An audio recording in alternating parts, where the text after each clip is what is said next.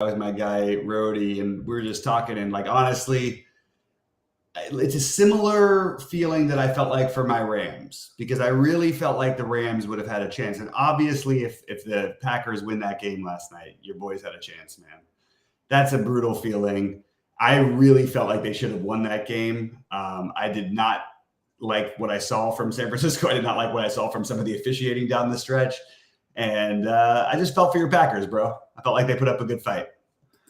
Yeah, they did. I felt like we had the game the whole time. Like I didn't feel people were texting me, "Oh, I think they're still good. I think they're still good." And I'm like, then things started happening at the end, and then then I start seeing on Twitter like the guys offsides they didn't call, and then the bad spots we got there on the 3rd and 1, and then the 4th and 1, and then it's like I don't like to blame officiating ever. You guys know I don't do that really, but it just sucks because those are big plays that could have helped us seal the game or got another offensive possession in the red zone. Yeah. Where we would have had, 1st and goal there versus the 49ers had the ball. So even with that, we dropped a pick 6. We missed a field goal. Yep. We made mistakes, those would have been huge for us. The pick 6 would have been massive. We made mistakes. It's tough. There's 2 games in the playoffs so far that I felt like the team that played better didn't win. I felt like the Rams against the Lions, who are probably going to make the Super Bowl possibly because I'm not trusting that San Francisco team. I'm very curious. Like there are some things with Purdy, man, that are being exposed. I'm just saying, I don't care what the numbers all look like. Whenever everything's great when it's all easy. It's going to be interesting to see. Yeah. I felt like that game yesterday, the Green Bay was the better team. They were in control. So rough day for your Packers, but we move on to Sunday. I had a really good DFS day, and I've got a ton of really good sweats. I actually did the opposite of what we sort of discussed I said what I was going to do, but it's sort of a different thinking that you had. You thought Lamar and CMC would be paired together, which I thought would give you a very narrow line. But then I realized I had so many pairings with just Lamar and Likely that I was going to just put Lamar in and double tight end. I'm sorry, put McCaffrey in and double at tight end. So that's what I ended up doing. And a lot of my tight ends are playing today. And the other one I had some Musgrave and some other stuff, but whatever. We'll see what happens today. But I actually have some decent sweats for the 4-gamer, and also made some money yesterday individually. How'd you do yesterday? And you got any 4-gamers that are looking okay? Yeah, I mean, we didn't really have any huge receiver. I'm big on this Lions game, so I got stacks that just has CMC in it. I have games that haven't started yet, obviously. I got a bunch of that, Lions Bucks game stacked up pretty heavy. Some other stuff stacked up pretty heavy. I had Juwan Jennings in the Wildcat last night, the Showdown Wildcat. He got me 11 points. Every time he catch it, I'd move up like 50 spots. I was up to 4th in the Wildcat, and I thought I would have had a shot at 100K. And then Aaron Jones hit that big run where he broke the 100-yard bonus, so he got his 3 points. And then they only threw it to Juwan one more time, and then CMC broke a couple more runs. We were both up there. I had a kill captain. I looked at one point, and I had a unique lineup, and I was in 5th, and you were, I think, in like 7th at the time. I was looking. It was a killer. I wasn't unique though. I had 3 guys. It was 2. Yeah. There was 3 of us had the same lineup, but yeah, that's still pretty good. You get up there at 150K or whatever. Oh, absolutely. Total worth of prize pools, it's 50K each. Yeah. Or whatever it would have been. But yeah. Thought we had a shot late, but it ended up fading away. I ended up in 57th. Yeah. So still got like $700 or whatever on that lineup, so but yeah, no, but well, and also like I'm guessing you're playing some just today stuff and some showdowns as well. Yeah, I'll have they got the Sunday special for 500K. I got 10 in that. I got the 3-3-3 later for showdown in the Buffalo game, and then they have some. I'm in 10 lineups in the Tampa Bay Detroit game. And I have some today's slate only. So yeah, gotcha. 2-gamer. So what do you like for today? Let's talk about these. I actually think this is like the weirdest. It's a very strange week because there's so many good like plays. And today you have like every quarterback basically projected at the same ownership. Yeah, it is weird. Golf is like they're showing 30%. The other one's around 21 to 24. So you're right. Everyone's over 20. They spread out very evenly between the 4 quarterbacks. I haven't really looked at too much ownership on the running backs where possibly to get different. Obviously, we have some good ones there, but I still like the Tampa Bay Detroit game the most.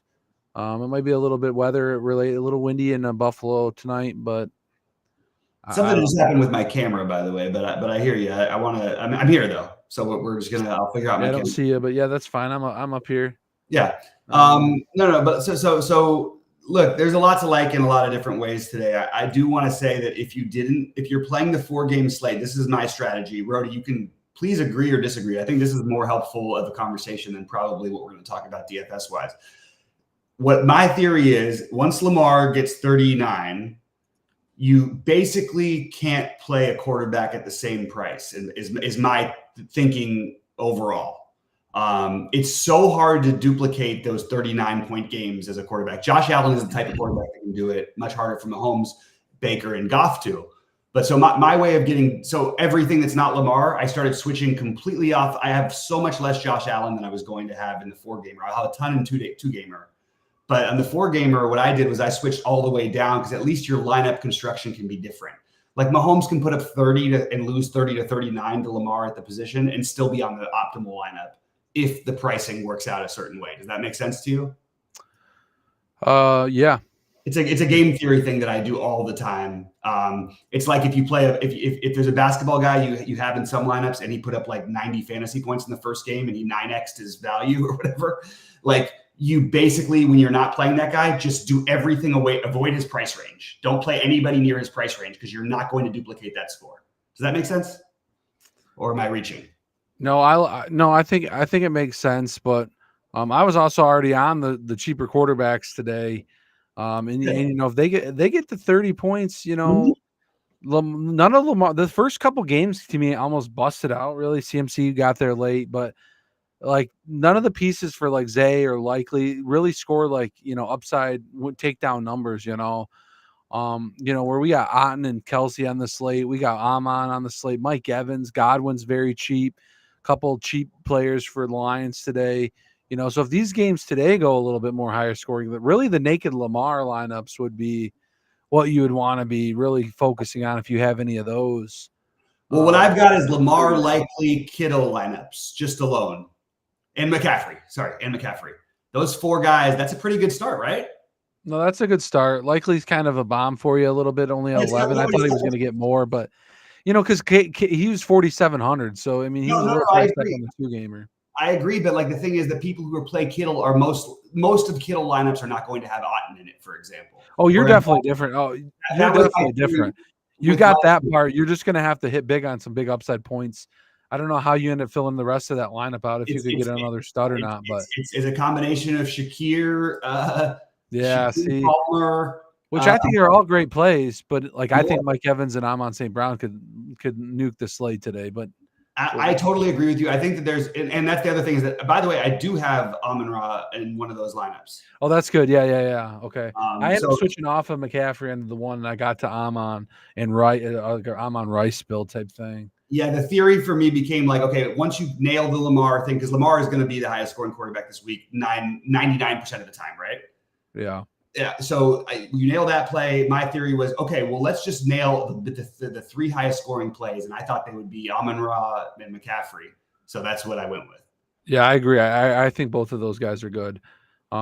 So yeah, my Baker lineup only has CMC from last night in it. So at 31. That's pretty good. I switched off Lamar. My Lamar stack in the 5-5-5. I switched off of CMC, but I got Pacheco, Amon St. Brown, Shakir, and Kincaid. I did the double tight end stack because I have Likely in that one. Right. So I did the double tight end with Kincaid versus what you did with you ended up grabbing Kittle from last night, which had a decent game. What do you end up with, 19 or 18, or what do you have? 20 something. Oh, he ended up in the 20s? I think he did. Okay, I know he dropped a big one late in that game too on a third down. That's right. That was yeah, and he would have been a huge first down for them, and then they had to punt. They ended up winning the game, obviously, anyway. But you're right. He only had 18. My bad. I thought for some reason. You know what it was? They did count. They messed up. I now exactly remember when that happened. They counted it, and then they didn't count it because it looked like a catch. And it looked like an obvious catch. For some reason, DraftKings automatically. All right, whatever. We'll move on. That's fine. Yeah, it's still okay. I mean, 18's good. I mean, the tight ends today could just all bomb too. You know, you never know. Yeah. So So when we go into today, I think all 4 quarterbacks you can make a great case for. I'm going to have certainly shares of all 4, but I actually think Mahomes ends up the lowest owned, and there's just something interesting about playing Mahomes at 6,800 in a road game where you're going to have to probably be able to move the ball. Maybe play him with Pacheco and Kelsey, or Pacheco and Rice, or Pacheco, Rice, and Kelsey. I think that's a very interesting build. That's the one I'll probably be the most overweight on, even though my favorite actual, what I expect the most from, is the Baker Goff side of it. My issue is I like the Lions a lot here. And I think Baker, though, has the highest upside because the Lions will try to run the ball. They're not going to necessarily be that successful against this really good Tampa Bay front, but they're going to try. Tampa Bay, I think, is going to give up on the run when they realize they can't run the ball pretty quickly. What do you think about your quarterbacks today? Because I think I'll be overweight Mahomes, probably underweight Allen, overweight Goff and Mayfield, probably all around 30%, and Allen I'll have a little bit less, even though I love Allen. I just the other way I would do it is do what I said about Lamar, play Allen with the receivers from the Tampa Bay Detroit game. Just get creative with your builds. Does that make sense? You think? Yeah, I usually get creative with my builds. I do a lot of 2 receiver with 1 running back from the other game that I don't stack. Right. But I definitely agree. I think Baker and Goff are the guys I'm kind of going to. I got my CMC nice stack with Baker in this one for the 4 gamer, but I think those are the way to go. I was going to go Mahomes over Lamar at first, but I ended up switching it up. So I ended up on the Lamar stack versus the Mahomes stack for my 3rd lineup.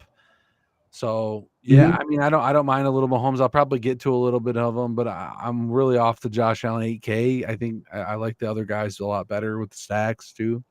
Yeah.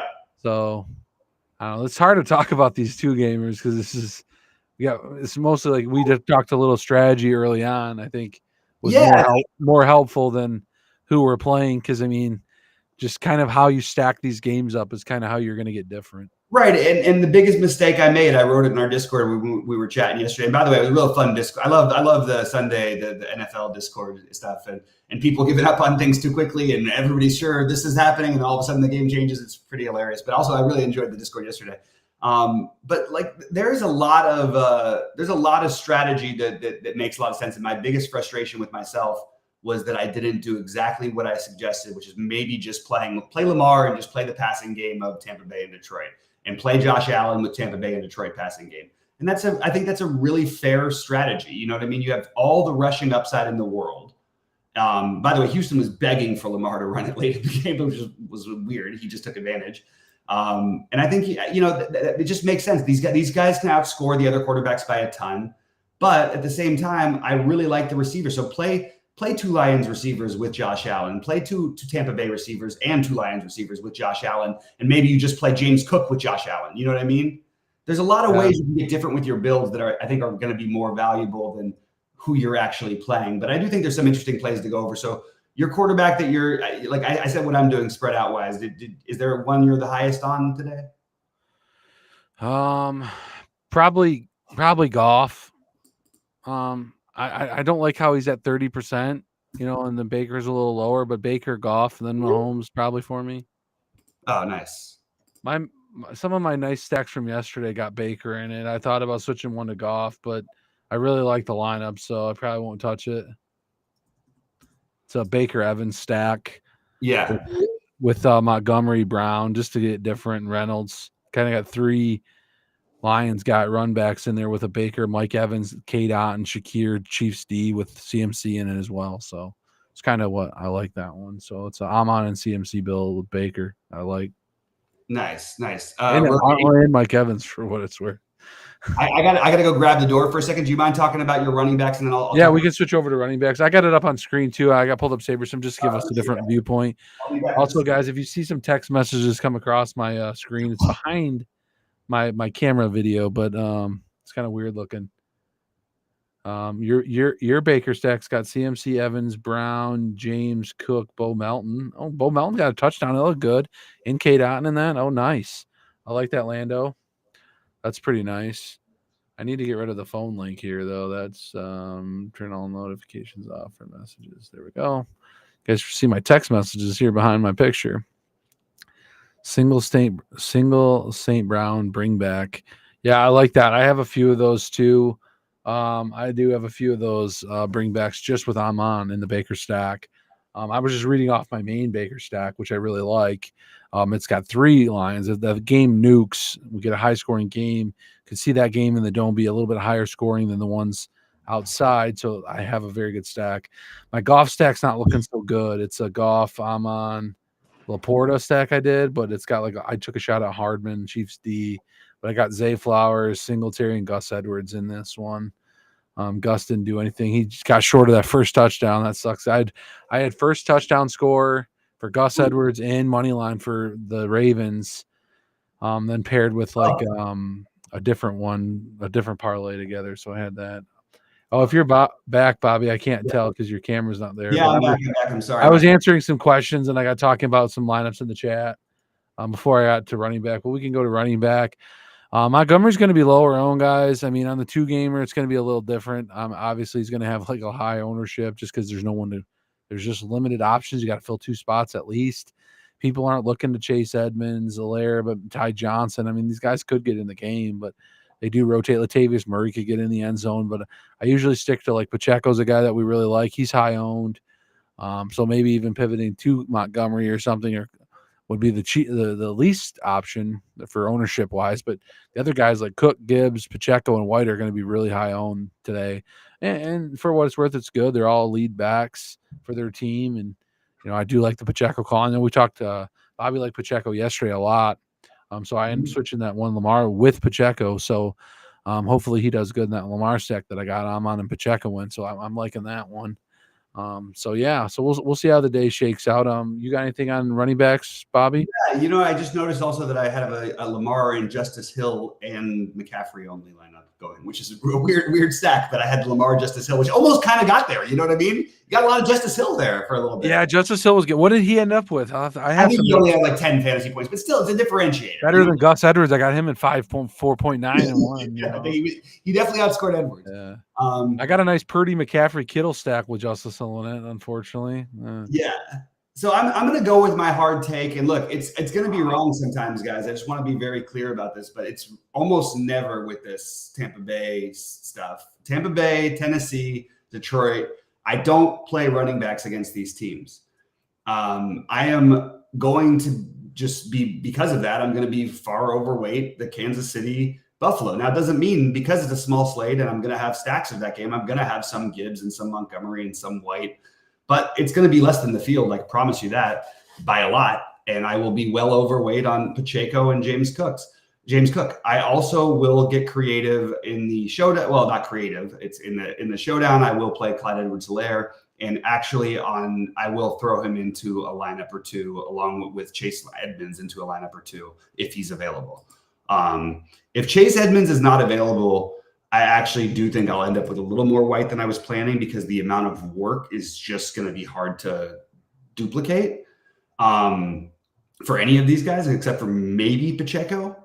But that's really it. You don't play running backs against Tampa Bay and Detroit. It's just simple as that. They are the same thing with Kyren Williams. I was so mad at myself because I had some beautiful starts last week. And what did I do? I switched over to the Kyren Williams play that I hated. I know he got hurt. But you don't run the ball against the Lions. You don't run the ball against the Bucks. It's really hard. So you're counting on them pass catching. In my opinion, Pacheco and Cook are significantly better plays. Now, am I going to be wrong sometimes? There's not that many guys to choose from. So yeah, I'm going to be wrong. I'm going to have, but I'll probably be half the field, if not less, maybe a third of the field probably on Montgomery, Gibbs, and White. White is if Edmonds is out, the only thing is I would play more White just because the workload is too much. And there's not that many things to choose from. You know what I mean? Yeah. But I like Pacheco the best. Simple as that. We have a lot to talk about at receiver because I think, all right, especially on the 2-gamer, you know what I mean? But on the 1-gamer, even you have these Kansas City guys getting ownership even. Why did I miss something? Is Trey Palmer going to be out of I know he didn't play that many snaps last week, but the fact that they even looked his direction, he scored a touchdown, and the projections hate him, and no one will play Trey Palmer on a 2-game slate. No one's going to play David Moore on a 2-game slate. I don't know. I just feel like I'm having the same conversation with myself that I had last week. And in the 2-gamer, play the hell out of those guys. Yes, if you want some more safety, maybe Shakir. It's hard to call any Chief safe. Like Hardman's not safe, although he's the captain of my showdown team, because I can fit everybody else in. But like Watson is not safe. Watson is probably the safer version. But like, I don't know, man. I would rather take shots with some Palmer and more. And someone's going to have to explain to me why they project and why they aren't getting any ownership whatsoever. You could throw MVS in that conversation too, but I really think Palmer and Moore, like it's bizarre. These are the 2 leading receivers for Tampa Bay last week, and they're projected for 4 fantasy points each. Just going to have to explain it to me because Baker's showing that he can spread the ball around. I don't know why against a horrible Lions pass defense that we should just assume that those guys are out of play. What is going on with these ownership? Yeah, I mean, I don't know. I'll probably get to a little bit of them. Just because, I mean, they just kind of come out of nowhere. I think it's kind of like a little shock for the community here where these guys came from. And, you know. But Palmer's a real thing. Like that's consistent work for a while.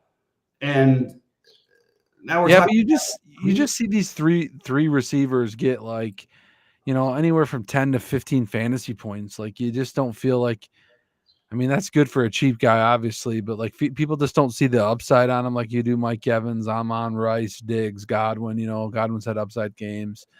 You know, Josh Reynolds is a favorite of mine at 3,700. So he's getting all the ownership. So they're kind of giving it to him versus these other guys. So definitely taking shots on Palmer and Moore.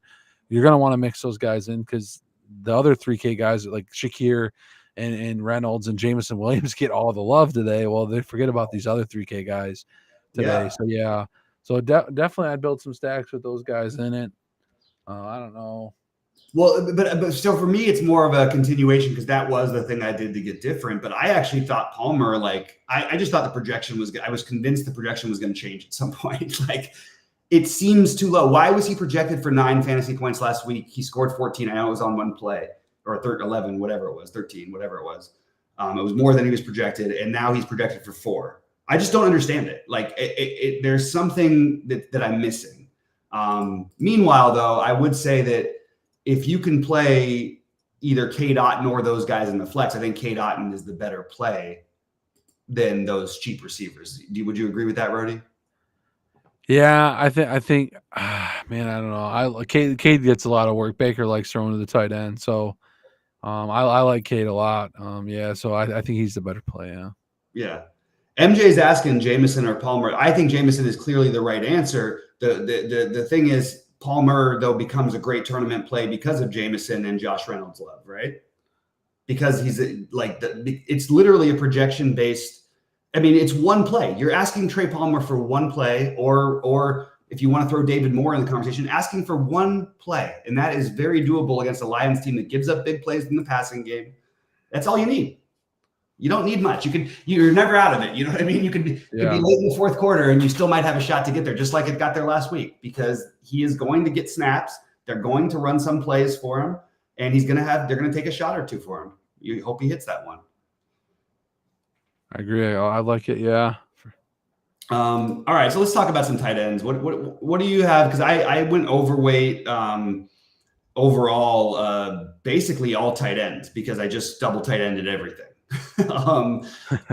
Likely Kelsey, Otton, those being the main ones. Laporta, I definitely have more than the field for the 4-gamer. I'll probably be near the field on the 2-gamer.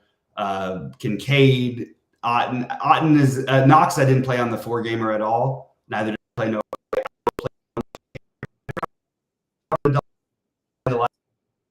Bobby, I think you cut out for a minute there, but. With your tight ends, I was just saying that I like the double tight end stacks, and I like them basically in the order that they're projected. Not on the 2-gamer. I won't get to them on the 4-gamer. How about you? Yeah, I'm probably a little lighter on Laporta that I wanted to be in the 4-gamer. I'll get a little bit of Kelsey more in the 4-gamer. He's very chalky in the 2-gamer. Obviously, I like Otton. You know, he's at 25% this year. I got him on the screen. Knox is really low owned if you get to him at 3K. Not a bad play. I do have a little Brock Wright, too, because I need a $2,500 player. And if Laporta re-aggravates that injury we talked about, I mean, he could get some reps, and he does get looks anyways with Laporta in. So they put I'm feeling like a little double tight end action a lot today for the Lions, being they need to bring in extra blockers to help. Maybe one pops out and gets a little quick dump offs, maybe just because of the Bucs defensive line's very good. Yeah. So in terms of lineup construction, can I ask you a question, Rody? Because you mentioned two things that I really like your Brock Wright idea. But what about playing just to get different? And it could be Brock Wright and Dawson Knox, it could be Brock Wright and Noah Gray. There will be no double tight end combinations like that. And literally, if those guys get 8 fantasy points each, even, you're differentiating. You could spend up on every receiver and running back you want. What do you think about that idea? Yeah, I don't mind that. I think Knox is fine. He got a touchdown last week. Brock's got touchdowns. Even Noah Gray at 2,500 is going to get work. He has this week. And actually, his ownership's at about 10% for Noah Gray. He's popping a lot of optimizers yesterday. And when I was looking at it, I don't know why I was getting a lot of him. I'd rather pivot to Brock Wright a little bit over just because of the 10% ownership. 100%, yeah. But yeah, I like all the cheaper options. I think you can make things work just because the upside's so big for some of these receivers we talked about. And I don't even mind Kincaid. Like I said, I pivoted to him in my Lamar stack. So I'm really hoping he does good today. That can help me out, help my Lamar stack out. And then we obviously all like K-Dot, and he's big play in that Tampa Bay offense. So, I think definitely double tight end, or a lot of these tight ends we're talking about are definitely viable. I do have Brock Wright in a nice Jared Goff stack. Unfortunately, it has Aaron Jones. He's got 19.6, but it also has Zay Flowers at 8.1. So that sucks, but he'll be different. He'll be a different. I stacked it with Amon and Rice in that lineup at Shakir. So I got Texans D, and that's got 8 over the Ravens 4. So yeah, Ravens spend up D didn't work out for him with the Texans. Punt return touchdown helped them out, but they would have got destroyed without it. I mean, the Ravens D in real life was phenomenal. They were great. Yeah, everybody was like, "Oh, that was Texans gave one of what they should have had." I'm like, "Give me a break!" Like the Ravens dominated from go. They just had the punt return touchdown, and that was it. Yeah. I thought the Ravens were awesome yesterday, and I thought the defense. We talked on the show yesterday. I think the Ravens are a clear contender for the Super Bowl. I assume the 49ers will be the other contender, but they didn't look good yesterday, like you mentioned in the beginning of this show. And obviously my Packers dominated them from the start to finish. This just didn't win the game. Yeah. So I'm really, maybe the Lions are the chance to make a Super Bowl run. That would be crazy because everyone I know is a Lions fan. I just get a lot of hype over here in Detroit right now, where I live. So everyone's so excited. So, who I like a little bit, just because no one's talking about him. Obviously, I picked the Ravens before the year. I've talked about it at length. And I'm happy to be the front runners, but I just think it's funny that I've heard very little talk about Kansas City being the Super Bowl champion this year. And I think that I just don't believe in. There's things that I don't do. I don't bet against Mahomes in general. So if I probably should be, actually, I probably should do it before the game tonight. I probably should put a little hefty wager on KC to hedge my Baltimore stuff. Anyway. No, I agree. I like the KC for bets today. I like the KC's plus money. So I think you could have got a nice plus money on the KC bet over Buffalo today. Although Buffalo's a very hot team. They were about to miss the playoffs. They ended up rolling late. They beat some good teams. They've been on fire a little bit. They do have some good offensive pieces in Josh Allen, Diggs, James Cook's come on for him. Kincaid's looking good as a rookie. They still have Knox there. Double tight end's a nice option for them. They are without Gabe Davis, but Shakir's really stepped up a little bit. 3,800, he's a nice option today. Well, you mentioned, I think Gabe Davis is the reason they lose this game today. Not having, I think he's one of the best blocking tight ends in football. For those of you guys who don't know, he's also had the biggest game in literally history against this Chiefs team in that game 2 years ago. He had, what did he have? 280 yards receiving and 4 touchdowns. He lit it up, man. At like 3% ownership on a 2-gamer. I remember that. I had him like 30%. I was so happy. That was a good day. All right. Brody, I guess we just really have to talk about defenses then. I think the most logical defenses would both come from the KC and Buffalo side. My favorite defense is the Lions by a long ways. That's where I'm at. But I think there's a case for everybody. I got a lot of Lions actually for my 4-gamer a little bit. Well, not a lot, but I mixed it around. Bills are really chalky today, and if KC can score some points, I don't mind KC's defense at 2,700 either. That's a good price. Bucks fit sometimes just because they're 2,500. We needed that a little bit, but the line's at 3,300. The spend up option, I think people will be a little bit off that, trying to jam these pieces in. So maybe that they're a little bit come in a little lower owned. I like the Lions call for sure. Yeah. I'm going to try to answer this question. I'm going to try to ask this question here. Let's see. In Baker stacks, do you play White with him, or go with Cook, Pacheco or other running backs? I made it clear that I like Cook and Pacheco. What do you think of it? But I think it's totally fine to play in Baker stacks. I think playing White is actually not a bad idea at all, right? Yeah, actually, I made a really awesome lineup. It's really weird, but it just has Baker White. But I kind of liked everything else in it. It was just really weird. They had Baker, White, Pacheco, Reynolds, Amon. Oh no, hang on, that's the wrong lineup. Where the hell did it go? But it had I'm big into the Cook, James Cook, Pacheco, or the Kelsey Rice play. Yeah. Man, I had a beautiful lineup. I don't know where it went. I can't find it now. I also do want to point out, and yeah, it was a weird way that it happened yesterday, but like the highest scoring defense. So I do like taking defenses against my teams as like a run back in situations, just in case you get that. One thing is throwing a pick six. Statistically, there's nothing better for your quarterback in football in DFS than throwing a pick six, especially early. You know what I mean? Because that means you're just playing from behind or whatever. You know what I mean? The game's sped up. You're already like going. It's the best thing in football. So I like the idea of taking defenses and a two-gamer against my offense stacks. Do you agree with that or disagree? I know it's negative correlation technically. I think it's also you differentiate yourself from a massive part of the field in just a two-game slate. Well, you got to play defense against something. I mean, you're probably going to have some players that are on the other side of the defense too. So I definitely agree with playing it against. I got it in a few stacks. I think even in the 4-gamer, I have the Lions D against a Baker stack even. So just something like that even, that's fine. We've seen it in the past where the defense just gets a turnover. Well, if Lions get a pick six, well, guess what? Baker gets the ball back. He's driving down the field. Again, it's a quick score for the Lions or whatever defense gets the score, and the other offense for the other side's back on the field again, So yep. Yeah, I definitely like that. Oh, I want to give you the guys that lineup that I had. I had a Baker White, Rashad White stack. Got James Cook in there with Kelsey Rice, Chiefs D, Shakir Amon, and Reynolds. So like 4 players from the first game and then the rest from the other game. Yeah. So just kind of getting weird with that. Like Baker could throw it to Palmer, Moore, Godwin, Evans. Maybe one of those guys don't have a big game. He just spread Otten, I mentioned.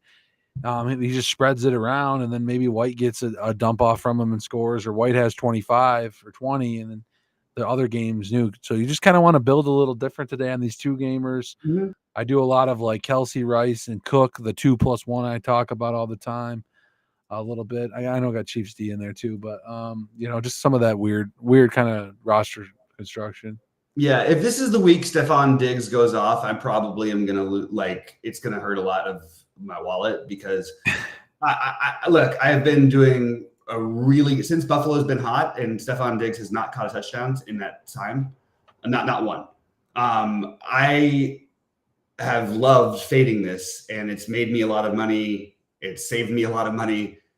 It's going to cost me money today if he goes off, because I'm just telling you right now, that's my biggest. I'm just looking at everything that we talked about, and the one thing I really don't have much of, even in my stacks, is Diggs. I just felt like the ownership doesn't justify the production, and it's not a great matchup. But I am probably going, now that I say it out loud, I'm going to have to hedge a little bit and get a little bit more Diggs, because I have a lot of good things set up from yesterday. I don't want to just, put it all on the cheap receivers in the first game, even though I love them. Don't you think, though, for a 2-gamer, Rody, like this is my thinking before we get out of here, I think that it's really wise, and Sheets talks about this all the time. The Lions Tampa Bay game is sort of being treated as if it's got like a 10-point or 15-point higher spread than the other game. If you reverse that in your thinking and overstack the other game, I think inherently you're going to be different. I would say that, except for that, I can't get over this ownership on the tertiary receivers for Tampa Bay. I just think on a 2-gamer for these guys to be sub 5% is criminal. And in the 2-gamer, I'm probably going to end up with them in almost every lineup, just because there's no reason for it, in my opinion. Anyway, just that's just me spouting out some stuff. So, look, great to have everybody in here. Please click the like button. What did Code Res say? Were you answering his question there? Yeah, he was just wondering why I did the Baker White stack. I just threw one in to be different. I've seen weird running back like yesterday, running back with CMC and Purdy. Purdy has 19, but like CMC had 31. So if White does the same thing with Baker, Baker's just cheaper. Yeah. So it like makes sense just to be different a little bit. And then I got some 3 lines run backs to Baker stacks too, like with no golf. Like, I mean, obviously if 2 receivers for Lions start going nuclear, then you expect Goff might have 30, but that doesn't mean you're always going to win. There's only 4 quarterbacks to pick from. So it's really how you build the puzzle together and put all the pieces together. And if I like Kelsey and Rice in that second game and James Cook, well, you're going to have to take some hits somewhere else, And I like Amon a lot today. So I got all that in the lineup. I'm feeling pretty good. Just get different with roster construction. So like Rice and Kelsey could get all the balls today. They're without Tony. They're without Sky Moore. They have a slew of wonky receivers. Watson, which we probably didn't talk about enough. Hardman's a good play at 3K. I don't mind getting a little bit of it. He's showing 20% now, though, but someone's got to catch the ball besides Rashid Rice. Yeah, I also think that if you're playing on a 2-gamer, you should probably try to be pairing Hardman with KC defense, because just in case he runs one back. I actually have Hardman and KC defense in the 4-gamer a little bit. Yeah, doesn't that make some sense, though? Like, you want that. Oh, I like that because he almost broke that one last week when I had him in the showdown build. He almost broke that one. I would have had KCD in him I loaded up KC in the showdown build in the Miami game, and I almost had a big night that day too. So I like that. So my ex had this crazy lineup and she almost won the $1 million. She finished like 7th, I think, but it was like back when it was 2 days. And on Monday night, it was Cam Newton against the Eagles. And I remember she had I told her, I was like, if you play Sproles, play the Eagles defense. He was like 40, whatever, 100. He was like, significantly cheaper than everybody. So Sproles ran 2 back that night, 2 punt back, and Cam Newton threw for like 500 yards, like 400 and something yards or something like that. It was the weirdest like stacking against the offense, but it was like the perfect example of what you do on a 2-gamer. That was a 13-gamer. I don't know why she'd do that to win that far, but hey, almost won her $1 million. Anyway, Rody, it's good talking with you, man. I'm excited for today. Anything else before we get out of here? I already said my hot takes, but I don't really have another one to especially throw out, except for that I will just go. I guess I'll go on a limb and say one of Trey Palmer or David Moore is going to be on the winning lineup for Sunday only. I'll say that. Yeah, that's a good one. They're low owned, and it almost worked out for the low ownership on Jawan Jennings last night, 4%. So. So you never know with injuries or anything that happens in the game. Last week they did really good. This week they could do it again. So if they're going to be 1 to 4% owned, get shares of them, get them in your lineup, and they have a really good chance of being on that winning. I think there's some 500K pool up top today for the Sunday only. So it could be a big winner there. So I like that theory. I don't have much more to say. Yeah, Diggs is due for a big game. I get the Diggs take, guys. I do have them in 4 lineups from yesterday. I might get a little bit more Diggs today, a little bit, just because I want to stack a few with Mahomes. So I might have him run back, him and Cook run back. I don't mind. So he's due for a big game, but he has not been doing very good. He's not been. In case he has a good lockdown corner, trust me, he's going to be there. There's one guy that's a younger guy over there that's been playing really well. So yeah, I actually think like I want to just make an amendment to what I said, just and throw throw MVS into the conversation. Just when you get these 3K guys at sub 5% ownership in a 2-game slate, like you're literally could be talking about one play. I mean, I guess that's going to be my strategy for today is play one of Watson, Palmer, MVS in basically most of my lineups. That's pretty much the way it's going to go for me. Yeah, grab a 3K guy. Hope they hit the 60-yard bomb and they give you all the points you need. They all have plenty of upside. All those guys, we've seen it. It sounds crazy to say that about MVS, but literally, we're talking about him catching a couple balls and he would have those 70-yarders. Yeah, All right, Ronnie, take us out of here. Great to see everybody. Thanks for tuning in again. Give us the like and yeah, 57 people in here, guys, live right now, man. If you can hit the like button on the way out, I'd love to see over 20 likes. We had 4 likes before we started the show because it's been awesome. I'm glad you guys are all tuning in here. The chat's been popping. Love some Watson in there. You know, we got a lot of good conversation in the chat. Good luck to everyone today, guys.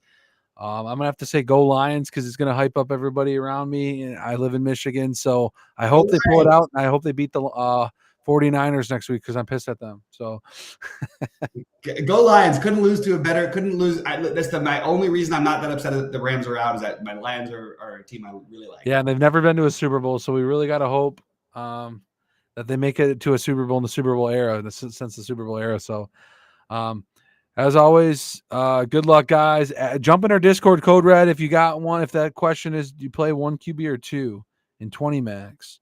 I think it depends on the slate. In this particular slate, I think you get exposure to all 4. But in the 2 gamer, you could stack, you know. But if you Goff and Baker could be 12 to 15 year line build, then you do maybe a couple with Mahomes and a couple with Allen, just to get all 4 of them or something. Yeah. If you feel good about the Baker game. Thanks everyone for tuning in. Hit the like button on your way out. Jump in the Discord. We'll answer all your questions. I'll be there right now. As always, let's get it. Cool.